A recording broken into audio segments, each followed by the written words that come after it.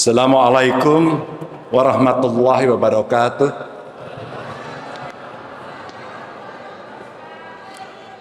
Bismillah, Bismillah, alhamdulillah, wa syukurillah, wala khala wala quwata illa billah, amma ba'du. Bapak Ibu jamaah sholat isya dan sholat tarawih yang dimuliakan Allah, sudah puasa hari ini? Yang belum angkat tangan, nggak apa-apa. Indahnya perbedaan. Tidak perlu diperdebatkan mulai kapan kita berpuasa, tapi yang jelas, yang mampu kita harus berpuasa. Tema pada hari ini tidaklah cukup mudah, karena bicara soal keadilan itu begitu sangat-sangat relatif, bahkan mencapai sebuah nilai kesempurnaan. Kalau sebuah timbangan yang adil itu betul-betul presisi. Kalau timbangannya masih bagus, nggak sama, masih bagus dan tidak sama, pasti akan berat sebelah dan bergerak. Kecuali timbangannya rusak. Maka dalam kesempatan yang baik ini, saya meminta kepada panitia, apakah boleh saya menyampaikan ceramahnya ini ya setelah sholat tarawih saja, agar waktunya lebih banyak, dan kalau ada yang bertanya boleh. Beberapa kali di beberapa masjid kampus saya menyampaikan ini dan boleh, sehingga tradisi ilmiah kita berjalan, dan tentu saja mudah-mudahan tidak membosankan. Ibu bapak yang sangat saya hormati, sebenarnya saya punya beberapa pertanyaan untuk bisa memantik sebuah diskusi. Siapa yang merasa, terutama mahasiswa ini yang muda, setelah kuliah lulus, apalagi mahasiswa Universitas Aisyah, bahwa yakin Anda akan mendapatkan yang Anda impikan dengan mudah? Angkat tangan. Lumayan. Siapa yang mengatakan belum tentu mudah? Angkat tangan. Oke. Lebih banyak yang optimis ternyata. Siapa yang merasa bahwa Anda punya akses yang sama dengan teman-teman sebaya Anda terhadap segala hal? Siapa yang merasa saya punya akses sama dengan semua orang? Ada 1, 2, oke, bagus. Siapa yang merasa bahwa saya tidak punya akses yang sama dengan yang lain? Oke, lebih baik. Terima kasih atas pengakuannya. Siapa yang merasa bahwa Anda punya akses pendidikan yang sama setara dengan seluruh warga negara Indonesia? Oke. Siapa yang merasa tidak sama? Oke. Saya mau bicara adil sebenarnya, tapi dari hal yang konkret. Adakah semua warga negara di bangsa ini mendapatkan akses pendidikan yang sama? Jawabannya ya atau tidak. Yang jawab ya. Enggak ngaku. Beda akses. Siapa yang merasa bahwa seluruh warga negara punya akses pendidikan yang tidak sama di Indonesia ini? Oke, terima kasih atas pengakuan. Berbicara keadilan inilah ibu bapak sekalian, maka kemudian saya mencoba untuk menyampaikan Saya mengkut dari beberapa berita yang saya coba browsing untuk sampai pada pertemuan kita pada malam hari ini. Nasib jutaan pekerja RI, kerja 10 jam sehari, gaji cuma 3 jutaan.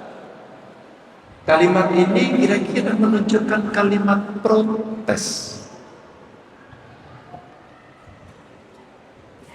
Gen Z geleng-geleng kepala karena BPS menyebut hunian yang ada di Jogja paling terjangkau seluruh Jawa. Yang merasa di Jogja kira-kira mampu membeli properti, rumah, dan tempat tinggal. Yang banyak geleng-geleng itu memang lebih banyak Gen Z, bapak-bapak, ibu-ibu. Kenapa? Itu keluhan. Besok saya lulus dari sini bisa beli rumah nggak ya? Itu pertanyaan-pertanyaan. Ada deretan sekolah di Republik ini dengan biaya mahal. Universitas Aisyah, oh enggak ada. Enggak, tenang aja. Saya itu membaca, ini data loh Bapak Ibu, jangan ada yang tersinggung. Deretan sekolah dengan biaya termahal di Indonesia. Jakarta Intercultural School itu biayanya 336,15 juta. Gak usah biasa buat yang punya. ECG School Jakarta 220,25 juta. North Angelia School Jakarta 218,76 juta. Yang paling murah itu ada Bandung Alliance Intercultural School 141. Ini sekolah mahal banget. Ini kira-kira kalau dulu saya sekolah di sini kayaknya nggak akan mampu. Tapi ada yang lain menyampaikan datanya. Ada sesuatu yang viral. Judul dari sebuah skripsi dari Dono Warkop, tahu kan ya? Bukan tahu itu. Dono Warkop. Tahun 1978. Skripsinya ini gini, membahas soal privilege orang kaya yang masih relate pada saat ini. Skripsinya menarik ini. Saya bisa dapat akses skripsi. Karena kadang-kadang akses skripsi juga sulit. Gak usah ketawa, gak ada hubungannya. Hubungan status sosial ekonomi keluarga dengan prestasi murid di sekolah. Ini studi kasus pada SMP negeri yang ada di Belanda. Nah, pada saat itu Dono sudah menyampaikan, apakah kemudian kita punya akses yang sama? Ini pendidikan. Yang kedua soal kesehatan. Fenomena ini muncul untuk menjelaskan apakah kemudian keadilan sosial itu betul-betul sebenarnya berjalan atau tidak. Tunggu dulu, jangan sampai masuk peradaban. Biasanya di bulan Ramadan ini keadilan itu begitu menarik, terasa karena secara visual kita sedang melihat itu. Contohnya apa? Bukber. Saya kira di masjid ini pasti sama, menyediakan buka free, bebas, adil, memberikan bantuan pada siapapun dengan akses yang sama. Setiap sholat Jumat di depan masjid rumah saya sama. Kita berikan makanan di sana. Kita tunggu. Menarik melihat keadilan ini. Ada yang ambil satu, ada yang agak sedikit berebut, ngambil dua. Ada, saya punya pengalaman kalau pas saya di Jakarta, masjid di kompleks saya sama. Ada selalu bagi donat. Yang menarik, ada yang pegang ngambil satu, cukup. Tapi ada yang kiri kanan bawa begini. Menarik ya Bapak Ibu. Bagaimana kita melatih cukup untuk bisa adil? Gampang? Tidak, Bapak Ibu. Maka ketika kemudian akses tidak sama, itulah yang kita memberikan stempel yang namanya timpang. Kira-kira begitu. Bagaimana kemudian ketimpangan ini harus kita bereskan? Apakah akan kita biarkan? Kalau iya jawabannya, maka peradaban akan rusak. Maka keadilan sosial itu seperti apa kira-kira? Satu, kira-kira semua orang punya kesempatan hidup layak sama. Semuanya. Maka yang kaya, ya kalau sekolah berbayar agak mahal, yang Tapi yang miskin mestinya bebas. Maka dalam konteks berbangsa, bernegara ya. Maka yang miskin harus punya hak yang sama. Kalau tidak bisa. Ganjar punya pengalaman, ya saya sendiri. Kalau saya tidak punya akses bisa sampai perguruan tinggi, hari ini saya tidak yakin diundang ke sini. Pasti bukan saya yang diundang. Hanya karena pendidikan kita mengubah masih kita akses. Maka ketika kemarin berbincang banyak di media bercerita, loh mereka yang punya BPJS BPI kok dipotong. Ketika tidak ada perubahan, maka terjadi respon sosial di masyarakat, protes. Dan apa yang terjadi? Yang terjadi kemudian berdebat panjang dan akhirnya dikembalikan. Yang cuci darah sempat stres, yang miskin sempat bingung berobat. Akhirnya kemudian mengembalikan kebijakan itu karena terjadi sebuah kontrol. Dan dalam konteks keadilan sosial, Ibu Bapak, hasil ini tidak harus sama, tapi punya keadilan dalam akses, tidak harus sama. Itu tadi, yang banyak ya jangan diambil semua, yang perlunya sedikit, yang ambilnya sedikit. Prioritas-prioritas itulah yang kemudian menjadi proporsional dalam keadilan sosial. Dan tentu saja tidak semua harus kaya, tapi jangan ada diskriminasi dengan sistem yang tidak adil. Sleman menjadi cerita yang sangat menarik dalam beberapa hari ini. Saya tinggal di Sleman, Slemania. Ya nggak? Pasti pernah dengar dong. Orang kecopetan, dijambret, ngejar-jambret, ada yang jadi tersangka. Kalau panjenengan, Bapak, Ibu, kawan-kawan masyarakat kemarin tidak protes, rasanya dia akan masuk penjara. Tapi menyeimbangkan itu secara adil, masyarakat tidak terima karena nurani, karena beradab, maka protes. Gak bisa. Sampai ke lembaga politik dipanggil. Akhirnya aparat penegak hukumnya yang kena sanksi. Sudah selesai belum? Di Kebumen, ibu dengan 2 anak mengakhiri hidup dengan bundir. Bahasa anak sekarang bundir. Saya melihat di tempat lain sama. Di NTT sama. Anak sekolah. Siapa yang berani angkat tangan untuk mengaku yang itu tanggung jawab saya dan saya salah? Siapa? Yang ada adalah berdebat. Habisi, tidak didata, habisi ini, habisi itu. Ibu Bapak, tidak harus semua kaya, tidak harus, tapi adil dong. Ketika teman-teman yang kuliah di sini lulus, ya besok bisa mendapatkan akses pekerjaan. Ketika tidak ada, maka kemarin menjadi guyonan. Jaket hijau menjadi pelampiasan. Oh, jaket hijau? Apa itu? Ojol. Akhirnya jaket hijau menjadi, ya sudah, karena nggak ada yang lain. Itu yang terjadi. Dan mereka kemarin, aduh, ada berita lagi seorang ojol meninggal di sepeda motor. Siapa yang menanggung atas keadilan? Bahkan Allah memerintahkan kepada kita untuk berlaku adil, bahkan mulai diri kita sendiri. Bahkan kita harus tetap adil meskipun merugikan kita sendiri. Sesuatu yang dalam bulan Ramadan ini kita bisa menemukan kembali. Bisakah kita melakukan itu? Berat hari ini.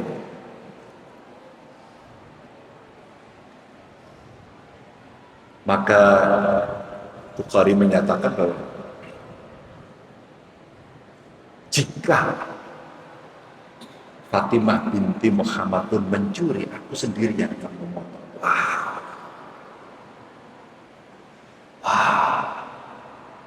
Coba kita katakan pada diri kita sendiri. Kalau itu keluarga, Suami, istri, anak kita, saudara kita melakukan kesalahan. Akankah kita mendukung atau kita bela mati-matian? Ini nilai. Dalam konteks itu kemudian ada nilai equal treatment. Equal treatment. Yang menjadi pemimpin, equal treatment loh ya, hati-hati. Maka peristiwa 98 dulu menceritakan tidak mau apa, tidak mau kolusi, tidak mau korupsi, tidak mau nepotisme. Sayangnya dari korupsi, kolusi dan nepotisme, korupsinya jadi perbincangan, kolusi nepotismenya lupa. Padahal ini dalam satu tarikan yang sama. Ini bukan equal treatment. Dan ada impartial enforcement. Jadi sama saja kalau mau ditegakkan ya kita tegakkan bareng-bareng. Bukan karena dia dan ini dan itu. Kejadian Sleman kemudian menunjukkan itu. Dan masih ada yang apa kemarin yang melawan Klitih ya. Ada juga mahasiswa yang kemarin berjuang, alhamdulillah sebagian sudah mulai keluar. Equal treatment sama. Kalau itu melanggar ya dihukum, kalau tidak ya jangan. Dan mesti zero tolerance agar kemudian semua bisa berjalan sesuai dengan rel. Lalu bagaimana dengan kita? Tentu kita punya sila kelima, keadilan sosial bagi seluruhnya, seluruh itu artinya sama. Tapi ketika kita membaca gini rasio kita berapa 0,388, apa artinya? Oh, jarak si kaya dan si miskin masih lebar. Bagaimana treatmentnya? Ya yang miskin yang diperhatikan, ya dia yang mendapatkan prioritas. Kalau dia dapat prioritas, maka kemudian itu proporsional. Dia berhak. Di akhir nanti kita akan memberikan zakat. Pasti tidak berikan salah. Hukumnya sudah jelas. Ini yang kemudian mengajarkan kita semua bahwa dalam konteks nilai-nilai agama dan kebangsaan kok sama ya. Sama. Nanti kita bisa tampilkan beberapa pemikiran-pemikiran yang muncul. 23 sampai 24 jumlah penduduk miskin ini setara dengan kurang lebih data BPS ini tahun 2003 sampai 2004 maksudnya. Jumlah penduduk miskin kita setara dengan 8,25%. Kalau ini kemudian kita bereskan, dia naik kelasnya bareng-bareng. Yang lain, kamu kan mampu ya, kamu jalan sendiri. Tapi yang tidak mampu kemudian dikatrol untuk bisa setara dengan yang lain, sehingga statnya sama. Maka mohon maaf kalau dia pelajar, dia mahasiswa, dia mulai bekerja, statnya Anda sama nih. Ketika Anda mau menjadi dosen hari ini, apakah ada rekomendasi dari orang lain atau kamu tes bareng-bareng? Ketika mau menjadi PNS pegawai negeri TNI Polri, apakah kamu mendapatkan privilege? Kalau jawabannya tidak, dan semuanya tidak, maka kita berada pada treatment yang sama. Tapi kalau jawabannya, nah dia anaknya si A, dia anaknya si B, dia pejabat dan saya tidak, maka Bapak, Ibu, kawan-kawan semua berada pada garis start yang berbeda. Tapi kalimat ini begitu mewahnya, begitu gampangnya diucapkan, tapi begitu sulitnya untuk dilaksanakan. Apakah dalam asas-asas pun, pendekatan hukum, asas hukum, equality before the law. Semua sama di hadapan hukum. Prakteknya, ya tidak. Koreksi-koreksi ini Bapak Ibu yang perlu dilakukan. Termasuk umpama kita bicara apa ya? Pendapatan, rasio pajak kita berapa? Hanya 10% dari PDB. Ingat, di beberapa negara itu sudah 30% ke atas. Mengejar itu bagaimana? Taat pajak. Untuk apa kalau saya taat pajak? Saya bayar pajak. Saya kira Bapak Ibu kesini ada naik sepeda motor, beli BBM, bayar pajak. Atau makan di restoran kena 10% pajak. Ketika orang yang nyinyir ngomong, apa yang kamu berikan pada bangsa dan negara ini kok protes terus? Saya bayar pajak. Saya bayar pajak kendaraan bermotor. Tapi jalannya rusak. Itu protes yang dilakukan. Ketika kemudian tuntutan itu ada, maka kebijakan publiknya mesti diambil menyesuaikan dengan fungsinya. Fungsinya apa? Oh, narik pajak dari masyarakat untuk dikembalikan lagi. Oh, dibagi ini untuk infrastruktur, untuk pendidikan, untuk kesehatan. Maka kemarin menarik jadi meme yang lucu, anak-anak muda yang kreatif kemudian memberikan. Saya orang miskin, saya sakit, kok ditolak dari rumah sakit. Oh, siapa bilang nggak boleh ditolak? Rumah sakit harus itu menyampaikan, tapi faktanya ditolak. Oh, karena Anda nggak masuk data orang yang memang harus mendapatkan jaminan dari negara. Yang nolak bukan saya kok, sosial kok. Sosialnya ditanya, oh kalau kami nggak boleh, tetap apapun harus disampaikan, nanti dikoreksi. Semua berdiskusi, pasiennya nggak diobati. Kritik itu kemudian menjadi cerita-cerita yang muncul di publik, yang akhirnya apakah kita sebenarnya punya adab untuk bisa memperlakukan sesama dengan nilai kemanusiaan. Ini Ibu Bapak.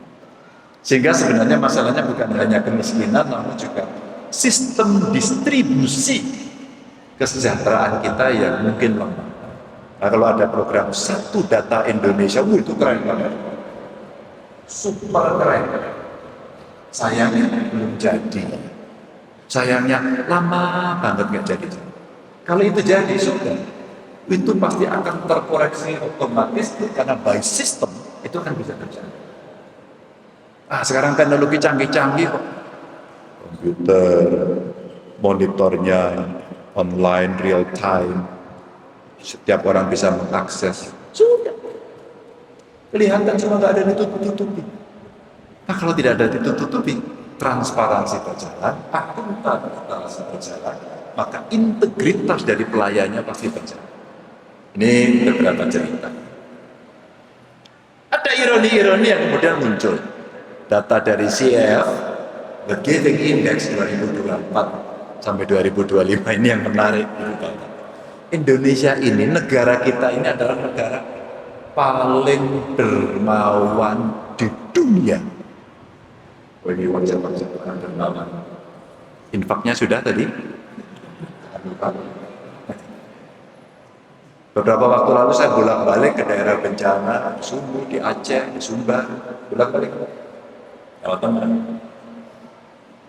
Betapa banyaknya orang baik itu ingin menyumbang. Indonesia banget. Problemnya kemudian, bagaimana kita memanage itu? Problemnya kemudian tingkat kecukupannya apakah memenuhi? Problemnya kemudian per hari ini, ketika tanggap daruratnya mulai selesai, sedang masuk transisi, apakah mereka sudah berada di tempat yang nyaman? Jawabannya kira-kira sudah benar. Maka kedermawanan ini mesti kita tunjukkan untuk terus tidak melupakan mereka. Siapa lagi yang mau datang? Siapa lagi yang mau bergerak? Siapa lagi yang masih peduli? Saya coba komunikasi dengan kawan-kawan, masih bisa nggak? Tentunya apa lagi? Ketika semua datang dengan dua komoditas utama, maka sebenarnya kita bisa mencari faktor diferensial apa yang bisa kita berikan untuk melengkapi agar kita berikan. Saya pilih pendidikan. Saya carikan buku, tas, kita carikan tenda, sound system, anak peraga sekolah. Karena dua komoditas utamanya, satu beras, dua mie instan. Adakah kemudian yang berpikir sedemikian banyaknya kayu, kampus kayak turun, masyarakat kayak turun, kayunya kayak dimanfaatkan jadi rumah. Alhamdulillah kemarin sudah banyak yang melakukan itu, tapi masih kurang. Dan kecepatan ini penting. Ini contoh-contoh saja. Dan kita diskusi pada soal-soal itu karena untuk menunjukkan bahwa negara paling dermawan ini bisa saling menolong untuk akhir keberadaban itulah yang kemudian bisa ditunjukkan dengan aksi yang nyata. Dan rakyat Indonesia ini memang paling suka bantu orang. Kegiatan sosial, gotong royong ada banyak sekali, apalagi di bulan Ramadan. Namun mengapa ya secara sistematik nilai ini kayaknya belum tune in dengan sistem sosial politik pemerintah yang ada di Indonesia. Padahal itu menjadi potensi luar biasa. Kawan-kawan, Pak, nggak ada anggarannya, Pak. Saya ketemu dengan kawan-kawan kepala daerah, Pak Ganjar nggak ada, Pak. Anggaran kita nggak cukup karena terjadi efisiensi. Terus gimana? Ya kita nggak bisa apa-apa. Loh, Kak, nggak motong pendapatan personil kita? Kita aja yang dipotong, pejabat kenapa? Apakah eksekutif yang legislatifnya dipotong, disumbangkan? Kita sumbangkan separuh pendapatan kita, mau nggak? Kan berapa?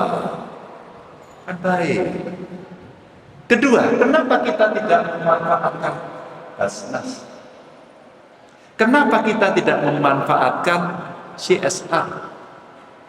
Kenapa kita tidak memanfaatkan para fundraiser, terus kemudian mereka yang bergerak di sosial? Wah, itu kekuatan yang dahsyat. Hanya butuh dua hal. Bagaimana kamu inovatif, bagaimana kamu kreatif. Itu saja. Dan rakyat Indonesia yang baik inilah yang kemudian itu disampaikan. Nah, kira-kira mesti bagaimana itu, Bapak? Yang pertama, pajak yang adil itu, maka pihak yang kaya membayar lebih besar dan tidak diborong. Ada OTT ya kemarin gitu. Bikin gondung itu levelnya gondol, naik bikin gondung. Apa kami bayar, tapi kemudian bantuan sosial yang mesti tepat sasaran. Maka saya sampaikan tadi, ada satu data Indonesia biar tidak terreplikasi. Oh, itu lagi, pemerintah dan seterusnya. Pendidikan dan kesehatan yang mesti benar-benar terjangkau. Gratisnya secara proporsional. UMKM operasi utama mesti diperkuat sehingga menciptakan entrepreneur baru. Mereka yang penyandang disabilitas berkebutuhan khusus kan mesti disamakan. Maka saya respect betul sama Universitas Asia. Desain arsitekturnya sudah memberikan akses kepada mereka yang berkebutuhan khusus itu baik. Tidak semua bangunan memberikan itu. Ini contoh-contoh simple, contoh-contoh sederhana yang orang kemudian bisa merasakan, ya saya punya akses yang sama. Meskipun yang masih kurang adalah siapa penerjemahnya untuk kelompok tuli. Ini sekitar masih kurang. Tapi untuk mereka yang lain sudah mulai diberikan. Wah, itu bagus. Dan transparansi dari beberapa aset yang mesti didapatkan. Maka apa sih yang penting untuk anak muda, Gen Z masuk dunia kerja dengan kompetisi dan kompetensi yang tinggi. Kalau kompetensi yang tinggi, ya dikasih dong yang sama, fair. Udah belajar jauh-jauh, mahal-mahal, serius-serius, itu nggak ada harganya. Maka beberapa kampus di luar negeri yang brandnya luar biasa, itu kalau dia ada perusahaan swasta meminta gitu ya, dia sudah menyampaikan berani bayar berapa kok mau nambah mahasiswa saya, ini minimumnya sekian karena saya yang menjamin. Luar biasa, tidak gampang. Saya jamin yang kuliah di Universitas Asia ini keluar the best, bayarnya minimal di sini, silakan Anda minta kepada kami. Maka di antara kita masing-masing akan menjadi profesor yang menyiapkan diri itu dengan sangat baik. Harga rumah naik dengan cepat, bisa beli nggak ya kira-kira? Maka pola subsidinya seperti apa? Agar mereka bisa dapat. Kemudahan apa yang mereka bisa dapat? Size-nya yang memungkinkan, ukurannya memungkinkan. Nah, kemarin mau dilonceng rumah, menarik sih. Tapi luasnya hanya berapa itu? 16 atau berapa? 4 itu untuk satu rumah. Ya satu kos-kosan kan. Lebih kecil saja. Kalau zaman saya lebih kecil. Tapi apakah itu kemudian memungkinkan? Nah inilah yang sekarang kompleksitas persoalan yang perlu diselesaikan. Nah akses pendidikan yang mahal ini mesti memberikan subsidi. Maka konsep subsidinya mesti diberikan kepada mereka yang betul-betul tidak mampu. Dan itu hanya butuh verifikasi. Pak Ganjar punya pengalaman sedikit. Ketika saya menemukan anak-anak miskin, maka saya coba membantu. Kamu pengennya apa nak? Saya pengennya cepat kerja. Kenapa nak? Karena orang tua saya tidak mampu. Lalu pengen kerja apa? Pokoknya bisa kerja aja. Oke, kamu butuh kuliah. Kalau bisa saya kejuruan saja. Kita bikin SMK, kejuruan hanya untuk orang miskin. 3 tahun mereka sekolah, 3 tahun pemerintah investasi untuk mereka yang miskin. Maka tahun keempat sudah panen. Diarahkan dengan sangat ketat, kita gratiskan semuanya, dan ternyata itu bisa. Nah sekarang ada sekolah rakyat, bagus untuk orang miskin. Ini contohnya. Kalau baik, dikatakan baik. Sekolah rakyat untuk orang miskin bagus. Ya tinggal MBG-nya aja diperbaiki. Sama anak kelihatannya sudah cepat. Diperbaiki saja. Kan kritik itu untuk memperbaiki. Kalau datanya tepat, benar kan. Ya dulu diusulkan, kasih aja sama keluarga miskin. Kasih orang tuanya pasti dimasakin lebih enak. Ibu-ibu yang masak pasti anaknya suka. Karena dia tahu persis bagaimana dia. Dan efisien. Gitu. Lapangan kerja yang merupakan teknologi butuh kreativitas dan kolaborasi. Maka semuanya harus beradaptasi, kurikulum beradaptasi, pekerjaan beradaptasi. Maka akhirnya kita dituntut ibu bapak sekalian agar mereka bisa menyesuaikan dengan kondisi ini. Maka bagaimana mengukur peradaban kita? Apakah cukup kita ukur dengan gedung yang tinggi? Cukup nggak? Tidak. Pak, gedungnya tinggi-tinggi Pak, kita sudah beradab belum? Apakah ada di kemanusiaan itu? Apakah banyak perusahaan rintisan, startup yang lahir itu menunjukkan peradaban lebih baik? Belum tentu, karena mereka lebih survive. Pak Ganjar, saya mau kerja di luar negeri Pak. Ya udah kerja aja nggak apa-apa. Tapi saat itu tidak nasionalis. Boleh. Banyak orang saya temui di Eropa, di Amerika, di Jepang. Saya temui mereka keren Pak. Mereka masih cinta pada bangsa negaranya. Anak-anak SMK tadi yang lulus kerja di Taiwan, di Jerman, di Hong Kong, di Jepang. Mereka melebihi nasionalisme kita. Kami, saya mungkin. Mereka melebihi karena apa? Nah, Dek, kamu sudah kerja. Ya, di mana di Jepang, Pak? Berapa gajimu? Ya, saya mulai dari 27 juta. Oke. Kebutuhanmu berapa, Nak, di sini? Ya, 10 sampai 13 juta saja cukup. Bisa nabung dong, bisa. Wong dulu miskin. Saya SMA miskin Ibu Bapak. Satu kamar bertiga, masak sendiri, dia ngirit. Alhamdulillah hidup sampai hari ini kan. Kurusnya saya itu ya mungkin kurang gizi. Tapi mau manage situasi itu menjadi penting. Begitu kita punya lebih, kita pasti cara belajarnya hemat. Selebihnya kemana? Maka pertanyaan kedua, apa yang sudah kamu berikan kepada kita? Lalu orang tua, bapak, lalu adik-adik. Satu, ternyata mereka bayar hutang orang tua. 2, diberikan belanja kepada ibunya. 3, dia bangunkan rumahnya. Yang muslim yang tetap, dia bikin tabungan haji. Saya merinding melihat 3 tahun kita investasi dia, hari tahun keempat sudah panen. Dan anak itu ternyata tidak berubah, bahkan lebih baik di negara orang. Kamu kirim berapa, Dek? Rahasia dong, Pak. Udah gitu aja rahasia. Boleh dong, saya tahu. Ya khusus untuk Bapak tahu. Ya udah berapa? Ya minimum 5 juta, minimum. Ibu bapak, begitu 5 juta dikirimkan ke orang tuanya di desa, di Jogja, Bantul, Sleman, Gunung Kidul, Kulon Progo atau di kota barangkali. Angka itu kemudian sudah melebihi dari UMR, UMK atau UMP, betul?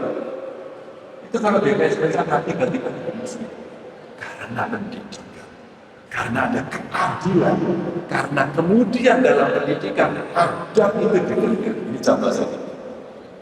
Maka ibu bapak, terakhir, maka sebenarnya keadilan sosial itu cita-cita yang memang harus diperjuangkan. Kalau kita diam saja kita tidak bisa. Lalu yang kedua, kita ini kalau kita diam dan ketimpangan itu dianggap normal-normal saja, maka selamanya keadilan tidak akan pernah kita lakukan. Tidak akan pernah. Ada yang nggak menurut, ya biasa kok. Tadi saya ada tamu, dia menyampaikan, saya nggak mau masuk urusan politik. Saya diam aja. Nah kalau sekarang ada politik, saya usaha, kenapa? Sulit. Apa sulit? Enggak, sekarang usaha gampang. Enggak. Izin sulit. Kita jalan ada yang mintain. Bangunan baru didatengin banyak yang silaturahmi. Ya udah, kamu bicara sama pemerintah. Bicarakan apa yang seharusnya. Itu tidak. Ini contoh saja. Apakah itu normal? Kalau itu dianggap di Indonesia kayak gitu biasa, sudah kita harus ekonomi. Saya datang ke mobil di Jakarta, bukan beli, nonton. Pertanyaan saya kepada Pak Ganjar, beli dong, motor bagus ini, oh iya, Mosul buatan Tiongkok. Lalu saya tanya, gimana bro penjualan bagus Pak? Yang lucu. Dibanding tahun lalu, hari ini sudah tutup, bagaimana hasilnya? Aduh Pak, turun 50%. Masa sih? Ini produkku. Coba nanti saya lihat hasil akhirnya berapa. Adakah naik? Indikator itu lah ibu bapak yang akan menunjukkan apakah sebenarnya kita berada pada posisi kondisi yang baik-baik saja. Maka indikasi itu akan menjadi contoh, termasuk ketika IHSG tiba-tiba naik tinggi, anjlok. Di tengah geopolitik dunia yang kita lihat, kalau kita tidak mempersiapkan diri, kita akan ditinggal. Tanah Abang mulai kosong, agak bangkit sekali karena sudah masuk Ramadan. Mungkin akan laku pada saat Lebaran. Setelah itu orang beli pakai alat ini dan mereka beli online semua. Pasarnya kosong. Bayangkan, damping. Deindustrialisasi terjadi secara klimatik, lapangan kerja tidak terbentuk. Orang membuat usaha makin high cost dan rumit, maka yang paling gampang adalah menjadi Indonesia. Jualan produk-produk dari luar karena impor harganya lebih murah. Kenapa di sana lebih murah? Karena listriknya disubsidi, karena tanahnya disubsidi, karena izinnya gampang, karena usahanya diproteksi. Maka nilainya menjadi efisien. Mari kita lihat yang kita pakai. Mana yang buatan kita sendiri? HP, kopian, sajadah, cek made in Bantul, simpel aja kan. Ketika berdiri bangsa, kita harus berdikari mampu memproduksi sendiri. Kita gagal menemukan sehingga kita sangat bergantung di semua produk kita kalah bersaing. Saya dikasih tahu ibu-ibu itu kerudung itu harganya berapa? 15.000 dapat nggak kerudung? Kalau dapat angkat tangan, kalau nggak dapat gini. Dapat 15.000. Kalau produk Cina lebih mahal apa lebih murah? Berapa Bu? Ada nggak yang 5.000? Produk Cina. Kalau Ibu percaya nggak? Teman saya kulaan harganya mau beli berapa kodi? Satu kontainer tak kasih harga 3.000. Apa nggak taksek gitu kita? Taksek. Ini realitas dengan keadilan yang ada dan kita mesti. Dan kita Kalau tidak peduli, maka kita sedang membangun peradaban yang tidak sesuai dengan keinginan kita. Nah, kalau kita peduli, maka kita mengingatkan. Setidaknya pada malam hari ini saya mengingatkan diri saya sendiri. Syukur-syukur kita bisa mengingatkan secara bersama-sama di hari yang penuh berkah ini. Coba kita merefleksikan diri. Adil dengan berbagi, adil dengan peduli. Dan kemudian kita akan menunjukkan pada publik, ya, inilah keadaban yang kita miliki. Hormat orang tua, hormat pada sesama. Dan saya tadi senang mendengarkan dari panitia. Nanti Pak Ganjar yang ceramah, yang diskusi, juga ada dari agama lain untuk membaca, belajar, mengerti apa itu puasa dari religi yang lain. Ini diskusi luar biasa itu, Pak. Diskusi luar biasa. Maka dari itu, apa yang kita ceritakan pada malam hari ini bisa setidaknya menjadi bekal untuk diri kita. Bagaimana kita memperbaiki situasi dan kita mesti berkontribusi atau kemudian kita lalai tidak membangun peradaban. Dan pada akhirnya tentu bangsa yang besar itu bukan yang paling kaya, tapi insya Allah yang bisa aktif. Ibu Bapak yang sangat saya hormati, sebelum mengantuk, izinkan saya mengakhiri pada malam hari ini. Saya doakan Bapak Ibu sehat, puasanya lancar, kebaikan Bapak Ibu, kedermawanan Bapak Ibu bisa ditunjukkan di bulan Ramadan ini.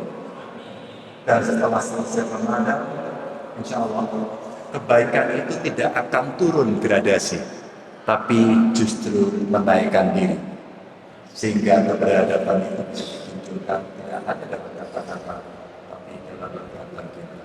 Mohon maaf kalau ada kekurangan. Terima kasih. Wahai hidayah. Assalamualaikum warahmatullahi wabarakatuh.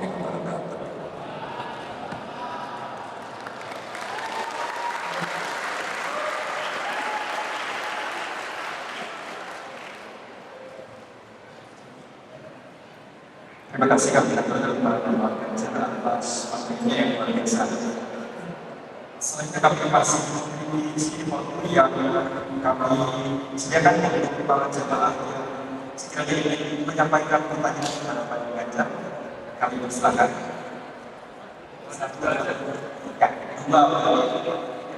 Dua mungkin satu dari laki-laki, satunya lagi dari perempuan.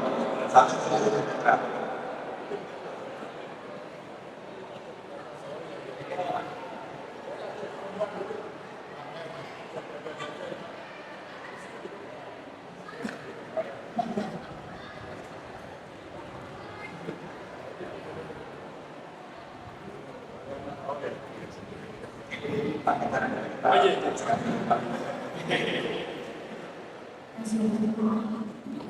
Silakan. Assalamualaikum warahmatullahi wabarakatuh. Waalaikumsalam. Kenapa nama saya Anggun?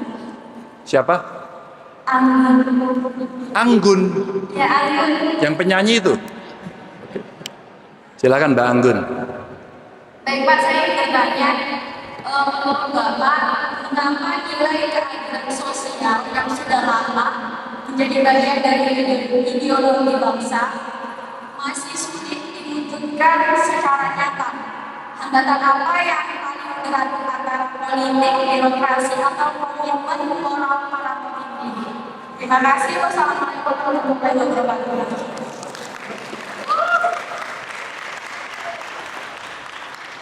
Yang kedua.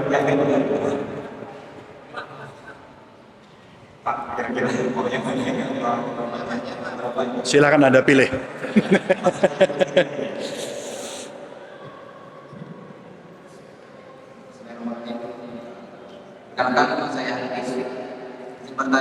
Siapa? Andis. Kamu dari mana?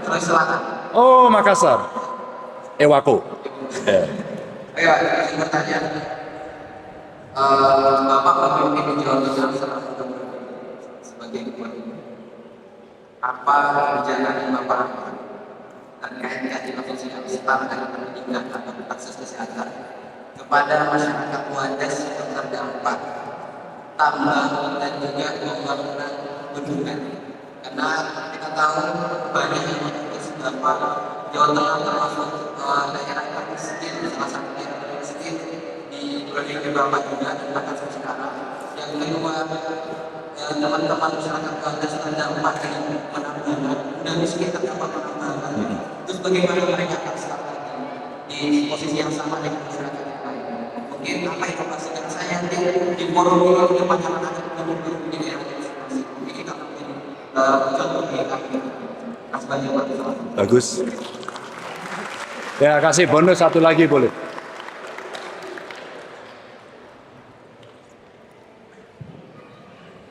Baik, terima kasih atas kesempatannya.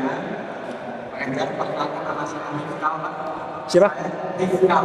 Rifkal. Ya, saya dari IKN, Pak, dari Kalimantan Timur. Oke. Jadi berbicara tentang keadilan, sebenarnya memang adil itu harus sama gitu ya. Karena adil itu sesuai kebutuhan dan proporsional.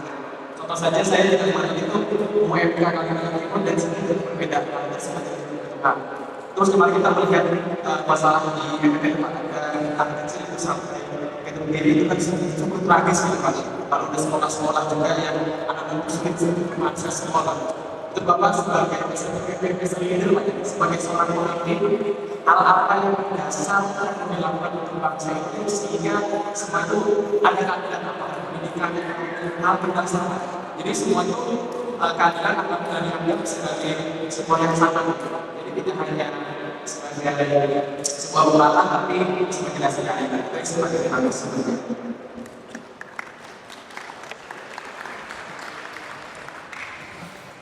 Oke, yang ini agak menggema, boleh pinjem mic-nya aja. Maaf.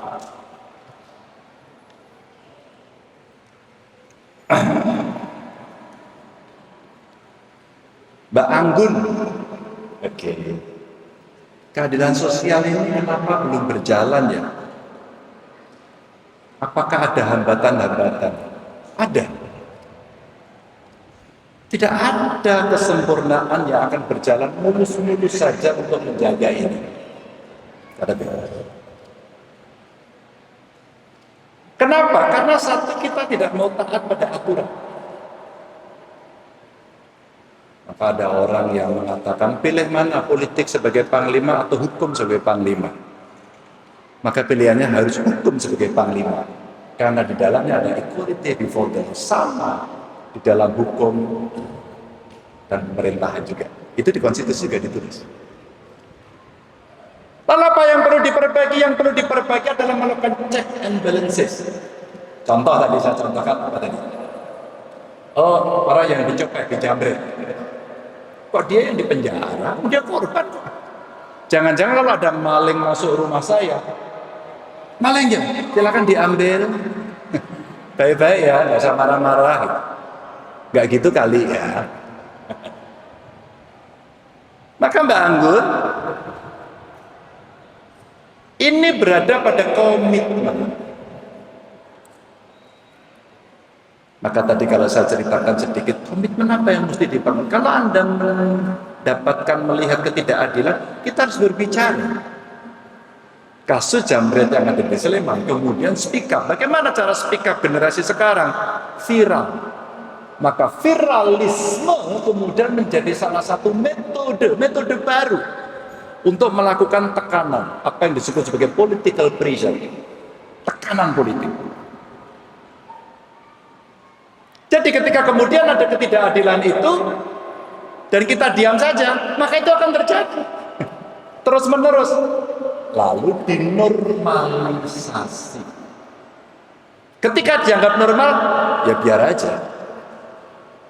Sama dengan kita berbicara kelompok perempuan. Kelompok perempuan aksesnya pasti tidak sama. Dalam hal bersaing tidak sama. Coba lihat penerimaan di TNI Polri, pasti persentasenya beda. Betul gak sih? Coba dicek. Syaratnya ini harus laki-laki apa? Salahnya perempuan kok tidak boleh sama? Ini contoh saja, tidak equal. Yang tidak normal kemudian dinormalkan. Dalam politik umpama harus ada 30% kepengurusan di partai politik, harus ada 30% mereka di DPR. Kenapa angkanya 30%? Karena itu suara yang cukup untuk bisa melakukan perimbangan. Adil. Tapi kalau komitmennya rendah itu tidak terjadi. Tidak komitmennya karena apa? Satu, tidak tahu. Dia tidak tahu. Secara knowledge tidak tahu. Yang kedua, karena memang pengaruh eksternalnya. Maaf ya. Tadi dia bicara, ya karena ini kolusi. Maka ya, itu anaknya siapa ya? Oh nggak usah. Ini dulu, ini anaknya bos. Ini orang tuanya orang penting. Tidak pernah equal, tidak pernah adil. Maka ketika tidak ada orang marah. Maka kalau saya ceritakan peristiwa 98, kenapa mahasiswa turun? Karena banyak korupsi, banyak nepotisme. Presidennya seumur hidup nggak boleh, hanya 2 periode, konstitusi dirubah. Daerah terlalu sentralistik, maka ditunjuk-tunjuk aja, maka dibuat desentralisasi. Begitu, agar adil, agar kreatif. Hari ini mau didorong lagi. Lalu bagaimana? Ya sudah muncullah perdebatan di politik. Udahlah, kepala daerah dipilih di DPR misalnya. Dulu pernah. Maka kalau kemudian kita menormalisasi itu akan menjadi hambatan. Betapa pentingnya pendidikan, Mbak Anggun, agar orang bisa menilai. Ada critical thinking, ya enggak? Ada analytical, dan itu bisa dilakukan kalau dia belajar, dia membaca. Tanpa itu tidak akan bisa. Begitu Mbak Anggun. Ya. Jadi nanti kalau ada ketidakadilan, bicara. Caranya macam-macam, ada yang marah-marah, ada yang baik-baik, ada yang menyindir, ada yang dengan seni, dengan puisi, dengan tulisan, macam-macam. Tapi sebagai warga negara bertanggung jawab, kita bicara. Nanti ada juga yang bicara keras-keras, ditangkap juga ada. Sehingga orang kemudian menjadi takut. Nah, pola-pola semacam ini pernah kita alami pada era-era sebelumnya. Dan kita bisa membandingkan dengan banyak negara. Ya, termasuk perdebatan di dunia internasional, umpama. Tiba-tiba Presiden Venezuela diambil oleh Amerika, boleh? Sovereignty, kedaulatannya maka terlanggar. Kita diam. Bagaimana dengan BOP? Ini Board of Peace, Israel dan Palestina, tapi ya ikut Israel aja. Palestina nggak ikut, nggak bisa. Saya pernah ditanya soal itu, karena saya menolak Israel ikut Amerika. Iya kan? Tapi kemarin pada saat atletik, presiden, gubernur, pemerintah mengatakan kita tidak akan kasih visa untuk masuk. Ya kamu kan menolak. Nah dulu saya menolak sendirian. Ibu bapak, ini saya ceritakan pada kasus-kasus yang muncul. Tapi saya cerita, saya nggak populer nggak apa-apa. Hari ini saya ingatkan, hai, siapa yang komitmen pada Palestina? Hari ini tanda tangani, hari ini kita bicara, hari ini pimpinan bertemu, besoknya ditutup. Oke. Ini contoh-contoh. Kita mesti kritis banget. Bung Andis, apa yang Bapak kerjakan? Ada keadilan sosial, ada wadas. Bung Andis, 2 tahun saya bertemu dia. Mau riset? Boleh. Sudah banyak riset-riset meneliti itu, saya kasih gambarnya, saya kasih datanya. Itu ya Pak ceritanya, kok nggak ada di media, saya perlu memediakan. Apa keadilan yang Bapak berikan? Ketika anak-anak trauma, saya kasih trauma ini kepada anak-anak. Kayaknya benar nggak tahu. Ketika saya kasih trauma ini, apa yang kedua? Ketika ada korban-korban itu ditangkapi polisi, itu ada beritanya. Saya bicara 4 kali. Saya minta maaf. Hari ini yang di penjara saya minta dikeluarkan. Ketiga, saya akan negosiasi kepada mereka. Keempat, saya akan bicara dengan pusat.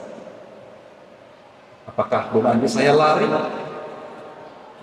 Saya tidak pernah lari. Apakah ini proyeknya Pak Ganjar? No. Ini proyeknya pusat. Ngapain Pak Ganjar kan bisa aman, nggak usah diurus.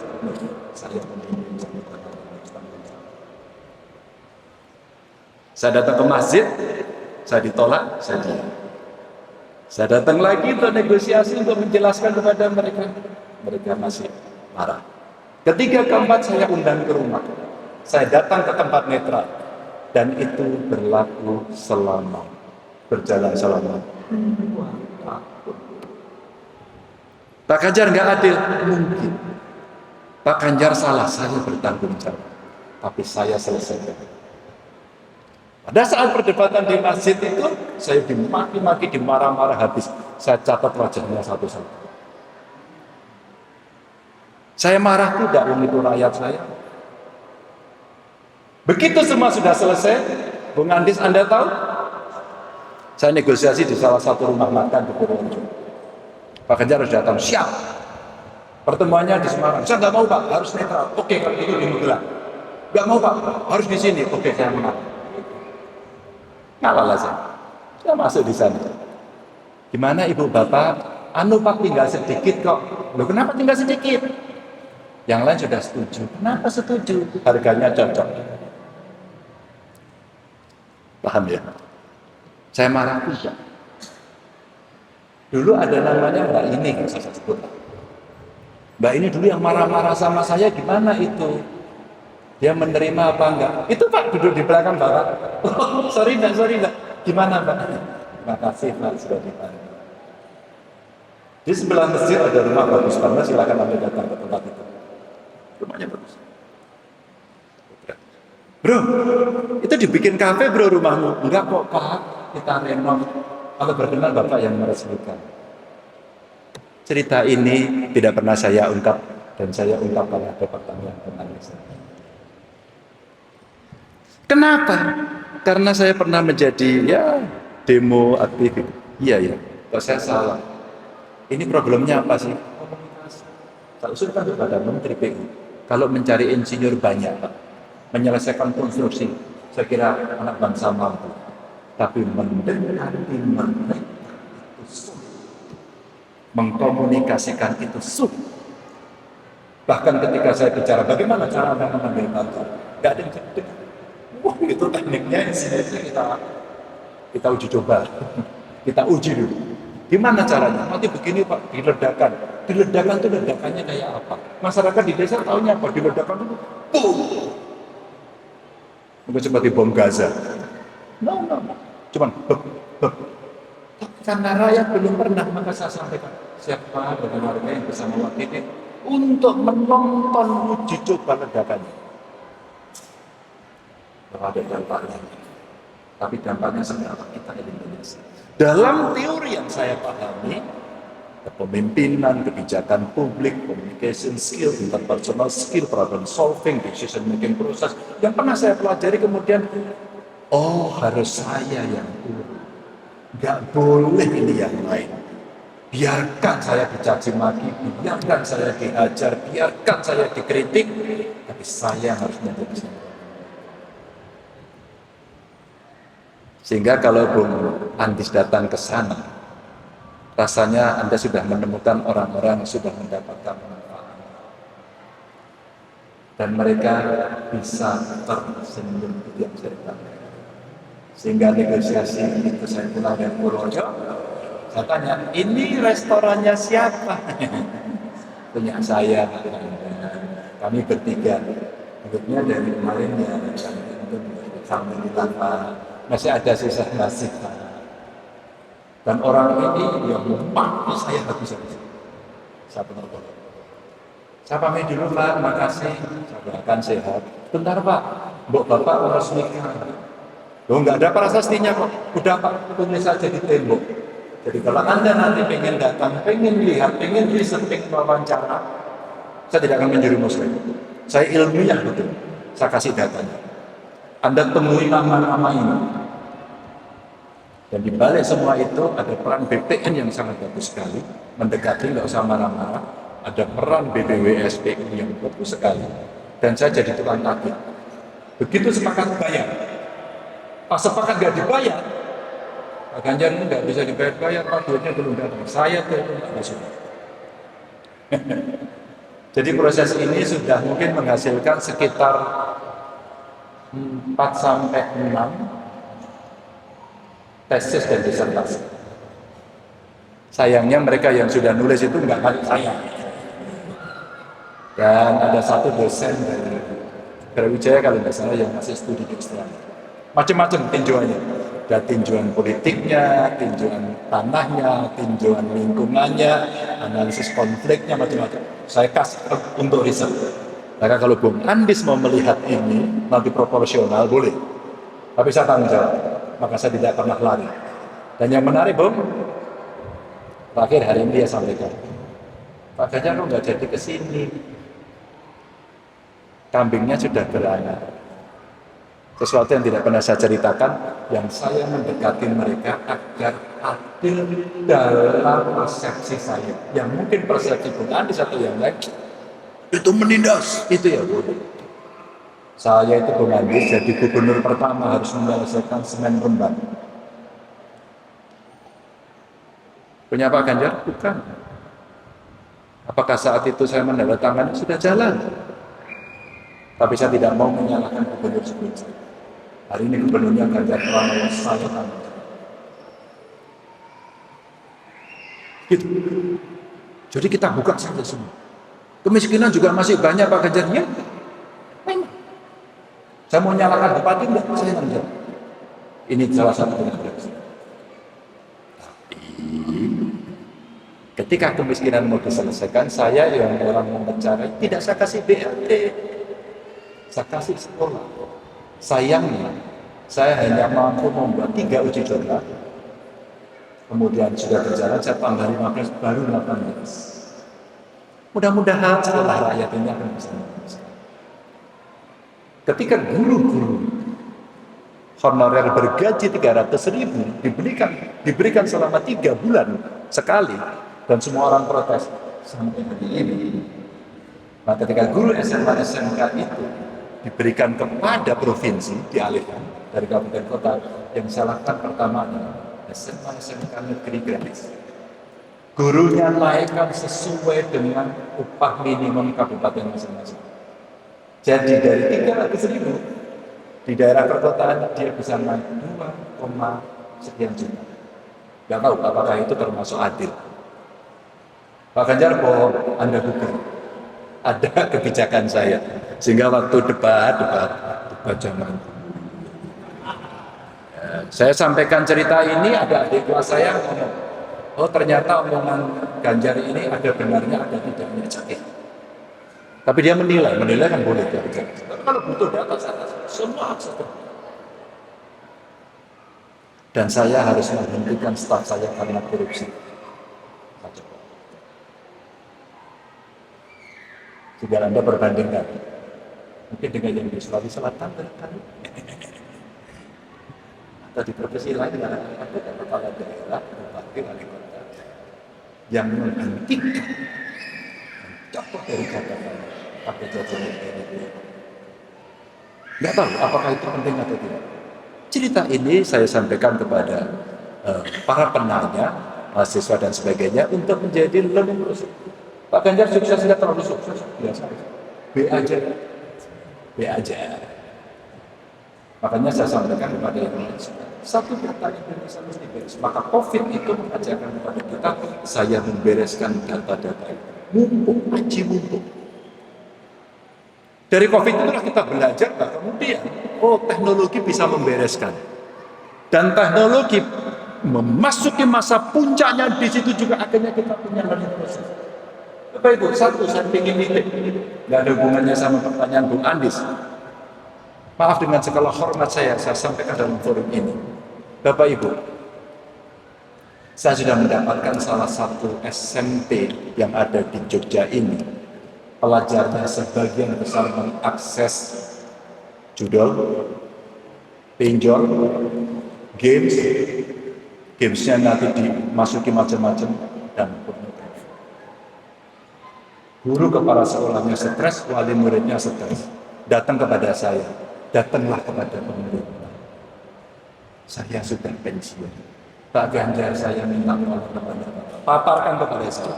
Sudah 2 kali papar dan semua verify. Mengerikan.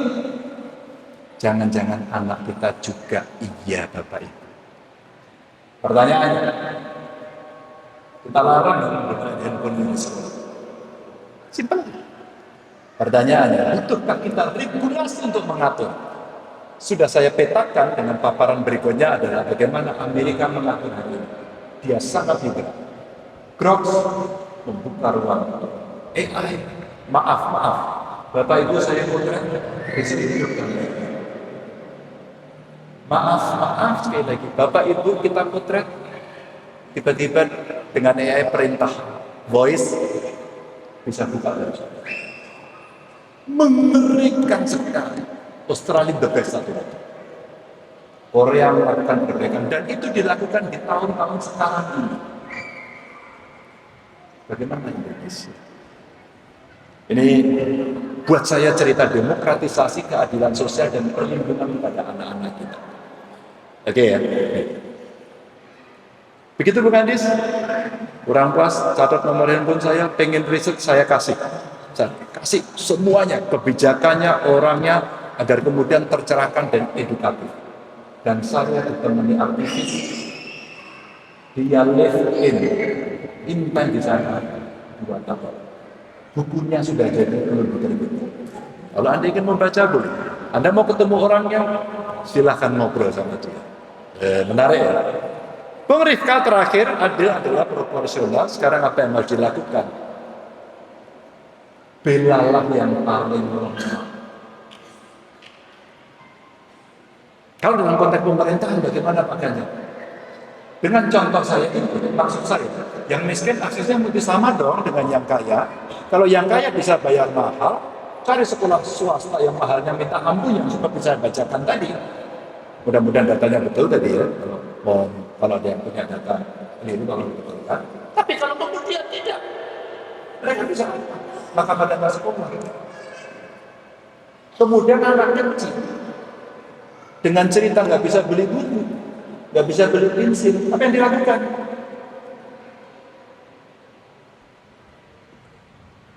Tambah.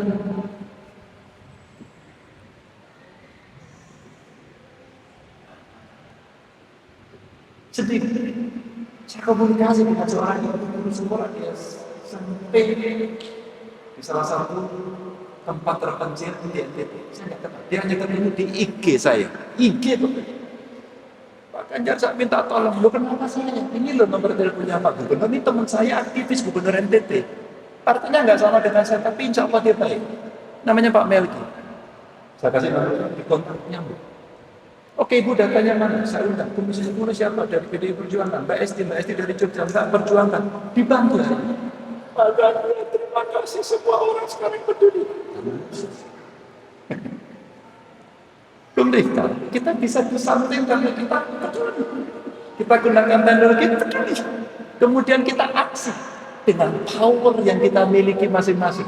Mungkin saya dianggap masih punya. Kan power saya nggak full. Lobet. Tapi ternyata lobet bisa kita gunakan kok.